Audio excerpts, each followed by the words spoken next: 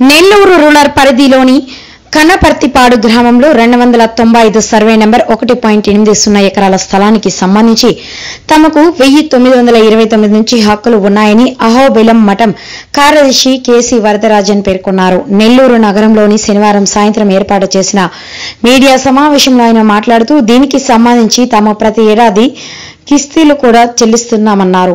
2007 సంవత్సరంలో ఈ పొలం అన్యక్రాంతమైనదని తర్వాత ఆదాల కుటుంబ సభ్యుల చేతికి వెళ్లిందన్నారు. ఈ భూమి అహోబిలం పీఠం సంబంధించి నరసింహస్వామిని. దీనిపై మాజీ పార్లమెంట్ సభ్యులు ఆదాల ప్రభాకర్ రెడ్డి చుట్టూ అనేక సార్లు తిరిగినా న్యాయం చేయలేదన్నారు. రెవెన్యూ అధికారులు పూర్తి స్థాయిలో విచారించి తమకన్ని హక్కులు ఉన్నాయని తేల్చారన్నారు. స్వామివారి సొత్తు స్వామికి ఇవ్వడం ఏందండి పోరాటం.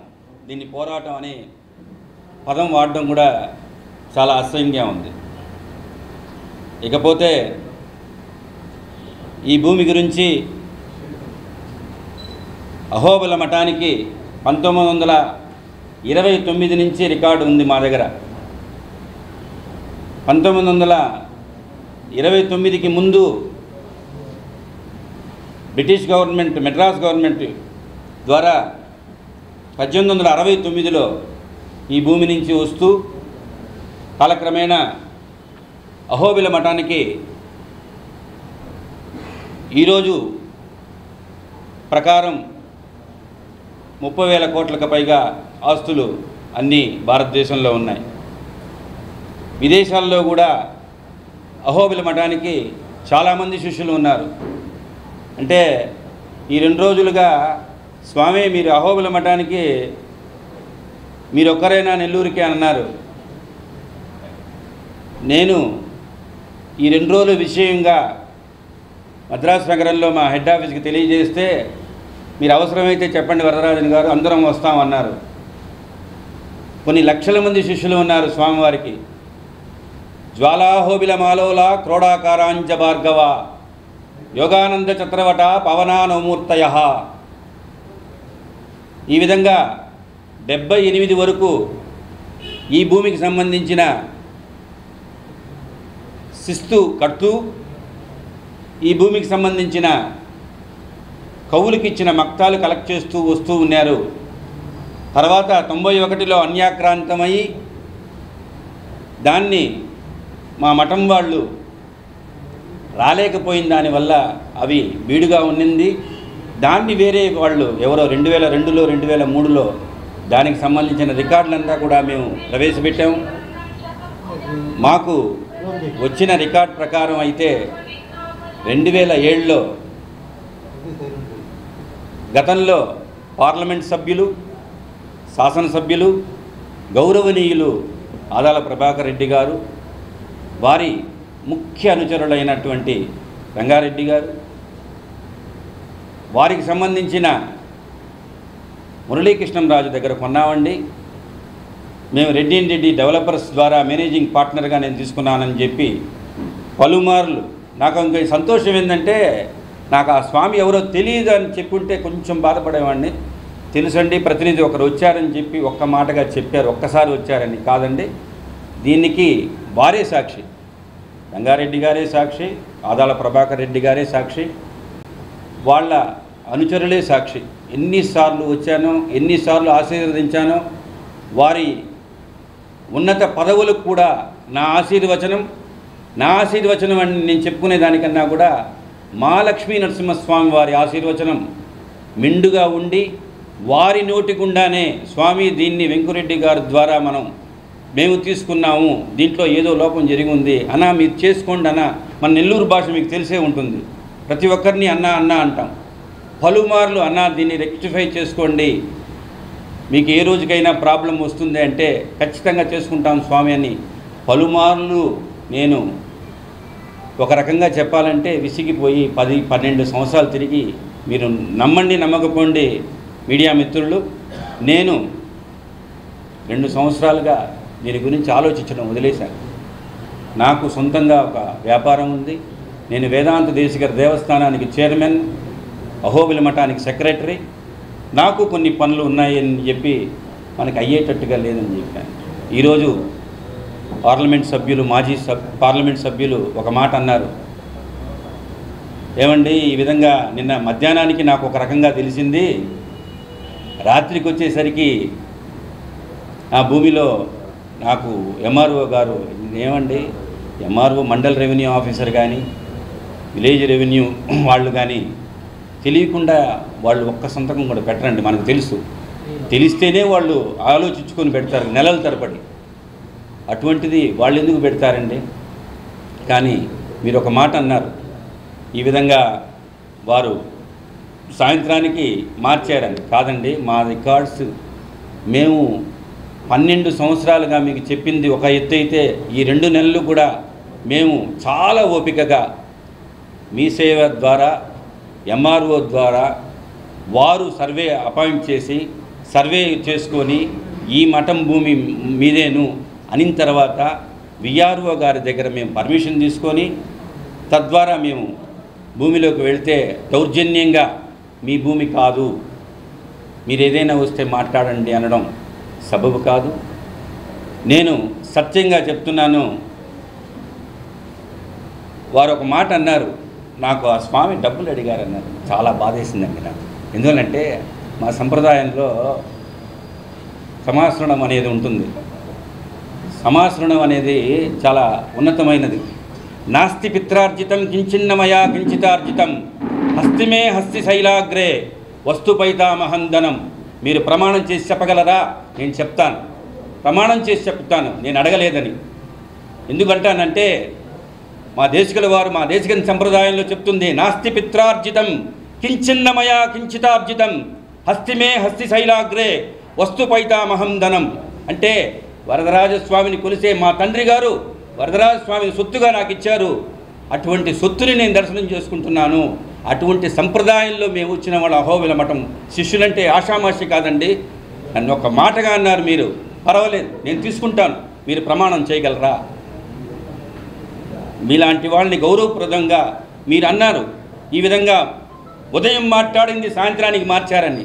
మీరు శాసనసభ్యులుగా ఉన్నారు కదా, మీకే హక్కులు ఉంటే శాసనసభ్యులుగా ఉన్నారు, పార్లమెంట్ సభ్యులుగా ఉన్నారు. దయచేసి ఆ రోజే మీరు స్వామి మీకు హక్కు లేదు, మీ మఠానికి హక్కు లేదంటే నేను రాను కదండి. ఏం చేస్తారండి యతులు? శ్రీమద్ ఆదివన్ షడగోప యతీంద్ర మహాదేశికని ఏం చేస్తారు? నిత్యం వారు సంచారంలో పోయినా కూడా వాళ్ళని ఆరాధన చేసుకుంటూ వస్తారు. నేను పలుమార్లు చెప్పాను, వద్దు సార్ మనకిది ఇచ్చేద్దామన్నారు. కానీ వారు ప్రతిసారి అనుకూలంగానే చెప్పారు, కానీ పని కాలేదు. నేను కూడా మీరు నమ్మండి నమ్మకపోండి, నేను మాట్లాడింది ఏంటంటే నాకు సోదర సమానుడైన ఎండోమెంట్ డిపార్ట్మెంట్లో వారు ఒక సోదర సమానుడైన ఒక అతను నన్ను జన అని పిలుస్తారు. నా పేరు వరదరాజనైనా కూడా అందరూ జన అని పిలుస్తారు. కాబట్టి జన ఏంది నువ్వు అహోబిల మఠం సెక్రటరీగా ఉన్నావు, నీ పొలాన్ని? అయ్యా నేను చాలా రోజులుగా తిరుగుతున్నాను కదా, నీకు తెలుసు కదా అంటే, లేదు నీకు సంబంధించిన రికార్డ్ అంతా నీకు రెవెన్యూ డిపార్ట్మెంట్లో ఉంది కదా, నీకు తెలుసు కదా, మనం ముందు అడుగు వేస్తాము. నాకు ఉంటుంది కదండి, నాకు భయంగా ఉంటుంది కదా. మీరు అన్నారు ఈ విధంగా మార్చారండి. మీరు శాసనసభ్యులుగా ఉన్నారని చెప్పి నాకు ఆ రోజు చెప్పేసి ఉంటే, నీకు హక్కు లేదా అని చెప్తే, నేను పయ్యాగారెడ్డి నేను ఒక్కడే కాదండి, నేను నెల్లూరు శాఖకి కార్యదర్శిని, వీరు ట్రెజరర్గా ఉన్నారు, వారు శిష్యులు, నా సోదరుడు, వారి సోదరుడు కొడుకు వాడు శిష్యుడు, వీరు శిష్యులు, వారు శిష్యులు, 100 మంది ఉన్నారండి. నెల్లూరు శాఖకి మేము ఉన్నాం, ఇక్కడే 100 మంది శిష్యులు ఉన్నారు. మద్రాసు నగరంలో వెళితే ఒక సింహం వచ్చినట్టే వస్తారండి మా స్వామీజీ. అటువంటి స్వామీజీ పటాన్ని పెట్టినప్పుడు మీకు హక్కు లేదు అని చెప్పి తోసేసేయడం ఎంతవరకు సబబండి? కానీ దానికి కూడా మీరు కించపరుస్తూ వారే వీడియో తీశారు, వాడే వీడియో విఆర్ఓ అన్నారు. ఎవ్వరు ప్రమేయం లేదండి. ఇది జరిగిందంతా కూడా లక్ష్మీ నరసింహస్వామి వారి అనుగ్రహంతోనే జరిగింది. మీకు అనిపించి కాదండి ఈ భూమి లక్ష్మీ నరసింహస్వామి వారిది కాదని మీరు ఉన్నతమైన పదవుల్లో ఉన్నారు. మీరే చెప్పేసి ఉంటే మీరు ఎందుకు నాకు అన్ని చెప్పారు? వెంకరెడ్డి గారు రావాలండి, మీకు చేస్తానండి, రంగారెడ్డి గారు ఎన్నిసార్లు నన్ను రిసీవ్ చేసుకున్నారు? మీరు రిసీవ్ చేసుకున్నారా లేదా? అది అబద్ధమా చెప్పండి. మీ ఆఫీస్కి మీ ఇంటికి ఎన్నిసార్లు నేను వచ్చాను? మర్యాద చేయడానికి ఎన్నిసార్లు వచ్చాను? నేను అబద్ధం చెప్పమని చెప్పడంలా, నేను వచ్చానా లేదా? కానీ నాకు ఒక సంతోషం ఏంటంటే ఒక్కసారి వచ్చారన్నారు. కొన్ని నాకు తెలియదు అంటే అదొక ఇదిగా ఉండేది. కాబట్టి ఇంత దూరం జరిగిన తర్వాత కూడా మనం దీని గురించి మాట్లాడడం అనేది లక్ష్మీ నరసింహస్వామి వారికే, వారి భూమికి మనం అంతా కూడా ఇంతమంది చేరి వారి భూమిని వారికి ఇచ్చేదానికి ఇంత దూరం పడబడలేదు. వారి భూమిని వారికే చెందేటట్టు చేద్దాం. దీనికి సంబంధించిన రికార్డు చూడండి, మీరు మీడియా మిత్రులు మీ అందరికి కూడా ఒక కాపీ ఇవ్వడం జరుగుతుంది. దీనిలో చూడండి, 1929 నుంచి ఫలానా, ఇది అసైన్డ్ భూమి కాదు, దీన్ని తనఖా పెట్టరాదు, ఇవన్నీ కూడా పాత డేట్లు మీదే ఉంది. చూడండి, ఇవన్నీ కూడా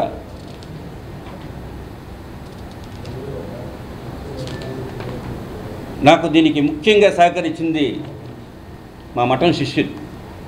ఏమైంది ఏమైంది ఏమైంది నేను సొంతంగా రాసుకున్నా అండి. 2007లో మన ల్యాండ్స్ అన్నీ ఉన్నాయి, ఏం చేశారు మీరు?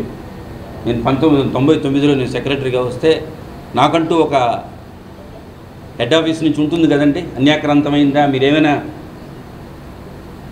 ఇది చేస్తున్నారా, వెళ్తున్నారా లేదా అనే దానికి ఈ లెటర్ కారణమైతే నేను 2012లో తహసీల్దార్ గారికి అన్యాక్రాంతం అయినా కూడా పర్వాలేదు, వేరే పేరు మీద వద్దు, మీరు దయచేసి నాకు అహోబిల నరసింహస్వామి పేరు మీద పట్టాదారు పుస్తకం ఇవ్వండి అని చెప్పి నేను లెటర్ పెట్టుకున్న లెటర్ ఇది ఎవరో కాదండి, నేనే సెక్రటరీ, నేనుగా పెట్టుకున్న లెటరే. దీన్ని మళ్ళీ వేరే వాళ్ళు పెట్టింది, నా ముందు వాళ్ళు కాదు. నా ప్రెసిడెంట్ ఆయన చనిపోయాడు, ఆయన లేడు. చూడండి, ఈ డైక్లాట్ దీంట్లోనే ఎవరికి రిజిస్ట్రేషన్ అయ్యింది 295 సర్వే నెంబర్. ఇంకొక మాట కూడా అన్నారు, న్యాయ పోరాటం ఏముందండి, మా మఠంది, మా స్వామిది ఇది. దీనికి వేరే సోల్ ఎవరూ లేదండి. ఓనర్ లక్ష్మీ నరసింహస్వామియే ఓనర్. ఇక్కడ నీట్గా కనిపెడుతున్నారు చూడండి, మీడియా మిత్రులు మీరందరూ కూడా చూడండి, హైలైట్ చేస్తున్నాం. శ్రీ లక్ష్మీ నరసింహస్వామి వారి చెప్పినట్టుగానే మేమందరం కూడా స్వీకరించాల్సిందే. ఇది కాకుండా ఇంకొకటి, నేను మొదటగా వారిని కలిసినప్పుడు ఉండదండి, నా పేరు మీద ఉండదండి స్వామి గారు అన్నప్పుడు నేను ఈ కాపీ తీసుకుపోయి చూపించాల్సి వచ్చింది. మొదట వారు చెప్పిన సమాధానం నాకు, నా పేరు మీద ఉండదండి అని.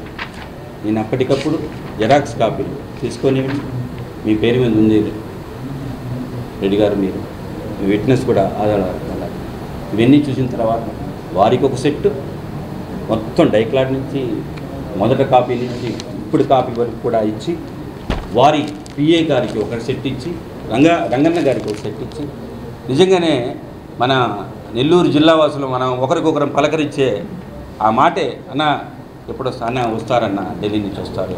నేను తిరిగింది వాస్తవం అండి, నేను అబద్ధాలు చెప్పాల్సిన అవసరం లేదు, అబద్ధాలు చెప్పను. నేను నా భూమి కాదు అని ఆ రోజే కానీ, మీకు సంబంధించింది లేదు స్వామి, మీకు దీనికి ఈ భూమికి ఏమీ అధికారం లేదు అని చెప్పి ఆ రోజే కానీ చెప్పు ఉంటే, మీరు లక్షణంగా మంచి శాసనసభ్యులుగా ఉన్నారు, పార్లమెంట్ సభ్యులుగా ఉన్నారు.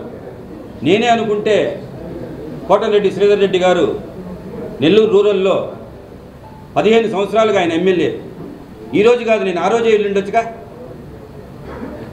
లక్ష్మీ నరసింహస్వామి అనుగ్రహంతోనే నిజంగానే చెప్పాలంటే కోటరెడ్డి శ్రీధర్ రెడ్డి గారు, స్వామి మీది భూమి అయితే మీరు వదలొద్దు, మీది రెవెన్యూ రికార్డుల ప్రకారం కానీ ఏదైనా కానీ దాంట్లో ప్రాబ్లం ఉంటే మాత్రం మమ్మల్ని ఇన్వాల్వ్ చేయొద్దని. అన్ని రికార్డులు సార్ మీరు చూడండి, నేను మాట్లాడింది వాస్తవం, మీకు చెప్తున్నానో లేదో తెలియదు. ఇవన్నీ జరిగిన తర్వాతే మీకు చెప్తున్నాను. నేను వారి దగ్గరికి వచ్చేదానికి కారణం కూడా నేను కాదు, అది కూడా చెప్తున్నాను కదా, నేనుగా వెళ్ళలేదు. వారు విషయం తెలుసుకున్న తర్వాత వారు చెప్పారు, మీకు అండగా నేను ఉంటాను. ఎందుకు ఉంటానన్నారు? రూరల్కి ఎమ్మెల్యే వారిని సంప్రదించాల్సి వచ్చింది. నిజంగా చెప్పకూడదు కానీ లక్ష్మీ నరసింహస్వామి అనుగ్రహం పరిపూర్ణంగా వారికి ఉండాలి. అదేవిధంగా లక్ష్మీ నరసింహస్వామి భక్తులుగా మీరందరికీ కూడా ఆ లక్ష్మీ నరసింహస్వామి అనుగ్రహం పరిపూర్ణంగా ఉండాలి. విశ్వానుగ్రహ మాతరం జదుస స్వర్గాపవర్గాం సుధా సద్రైచ్యేమతి వెంకటేశ్వర కవిర్భక్త్యాదయామస్తుదా పద్యానామి హద్విదేవ భగవత్ సంకల్పకల్పద్రుమా జంఝాం మారుత దూత సూచన యత సాంపాదికోయం క్రమః కామం సంతుమిదక్కరం వితగుణా వధ్యాని పద్యాననః తస్యాస్మిన్ శతకే శతంబకతకే దోషక్షితిం శామ్యతి నిష్పత్వ్యూహర్కారచ్చలేలోశ్చలన్ ధీనాలంబన దివ్య దంపతి దయా కల్లోల కోలాహలహ. ఇటువంటి సంప్రదాయం అండి మంది. లక్ష్మీనరసింహస్వామి వారిని మనం పూజలు చేయడం అనేది ఒక వరంగా భావించండి. నేను ఒకరిని ఉద్దేశించింది కాదు. ఏ మఠందైనా కూడా ఆక్రమించేదానికి వీల్లేదు. మనం ఏ దేవస్థానం ఇప్పుడు మాటల్లో కూడా చెప్పారంట, మిగతా అన్నీ కూడా సేకరించండి.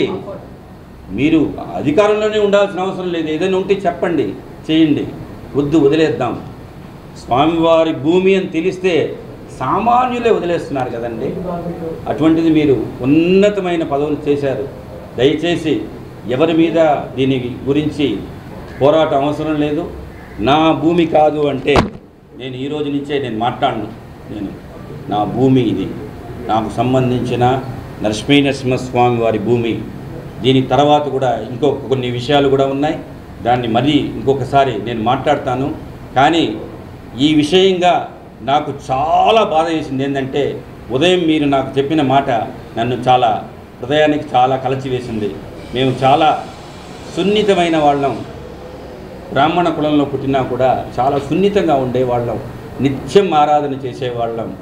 మమ్మల్ని ఒక్క మాటతో మీరు తీసేశారంటే నాకు చాలా బాధ వేసిందండి. ఎందుకంటే నేను ఇంతకుముందు రాయల్లో ఎటువంటిది కూడా లాభాపేక్ష లేకుండా చేయాలని మీరు కనుక్కోవచ్చు. అహోబిల మఠంలో వీరైతేనేమి, వీరి ముందు చేసిన వారే రవీంద్రనాథ్ అయితేనేమి, నేనైతేనేమి, వారు రిటైర్డ్ స్టేట్ బ్యాంక్ మేనేజర్, వీరు ఆడిటర్, ట్యాక్స్ కన్సల్టెంట్, నేనైతే సంతానం బుక్ స్టాల్ ప్రొపరేటర్ని, వేదాంత దేశికర దేవస్థానానికి చైర్మన్ని. మొదట తీర్థం స్వామివారికి ఆరాధన చేసిన తర్వాత మాకు ఇచ్చే ఒకే ఒక తీర్థం ఉంది చూసారా, అదే మనకి రక్ష. ఆరోగ్యంకరంగా ఉంటాము. మనకు వారి ఆరాధన చేసిన అంటే మీరు అనుకుంటారు అయ్యవార్లందరూ దేవుడి దగ్గర తిరువారాధన చేస్తారు, అయ్యవార్లందరూ పూజ చేస్తారని కాదండి. మేనేజింగ్ ట్రస్టీ అంటే స్వామి అర్చకుడు తర్వాత ఉండేవాళ్ళం మేము. స్వామివారిని స్తోత్రం చేస్తూ, స్తోత్రమైన తర్వాత ఆరగింపైన తర్వాత మాకు ఇచ్చే మొదటి తీర్థం అహోబిల మఠం ద్వారా స్వామివారి ఇచ్చే తీర్థాన్ని మేము ఆ పూర్వ జన్మ సుకృతంగా మేము తీసుకుంటూ ఏమి చేయగలం అనేది ఏంటంటే, ఈ ఎతులు ఏం చేస్తారండి? ఎతులు ఏం చేస్తారు? ఆస్తులే వారికి ఇచ్చే కవులకిచ్చి దాని ద్వారా వచ్చే రైతు బాగుపడితే దాని ద్వారా వచ్చే రైతుని అన్నదానం చేస్తారు, నిత్యం అన్నదానం చేస్తారు. ఇది అహోబిల పీఠం దీనికి సంబంధించి కాదు అంటే ఇంత దూరం దాసుడు రాడు. దాసుడు వచ్చాడంటే ఈ అహోబిల పీఠానికి మీరు ఇవ్వాల్సిందే. ఎందువల్లంటే మీరు పొరపాటుగా తీసుకున్నారా అని చెప్పి మీడియా మిత్రులు కూడా ఒకరు అడిగారు క్వశ్చన్కి. వారు దాటవేశారే కానీ నా దగ్గర రికార్డు మీరు రికార్డు లేకపోతే నన్ను ఎందుకు తెప్పించుకున్నారు? మీరు అధికారం ఉన్నది కదా ఆ రోజు. మీరు అధికారం ఉంది అంటే నన్ను తరిమేసి ఉండొచ్చు కదా. స్వామి మీకు అధికారం లేదు, మీకు లేదంటే నేను కూడా డాక్యుమెంట్స్ లేదయ్యా పని కాలేదని చెప్పి ఉండేవాడిని కాదు. మీరు దయచేసి ఈ మఠాన్ని అందరం భక్తులం అనుకుందాం. భక్తులు అందరం అనుకొని ఈ మఠానికే చేరేటట్టు అందరం ప్రయత్నిస్తాం. జయతు నిత్యం దేశికో దేశికాన. దీని గురించి క్లుప్తంగా మా రాజగోపాలని మాట్లాడతారు. చెప్పండి.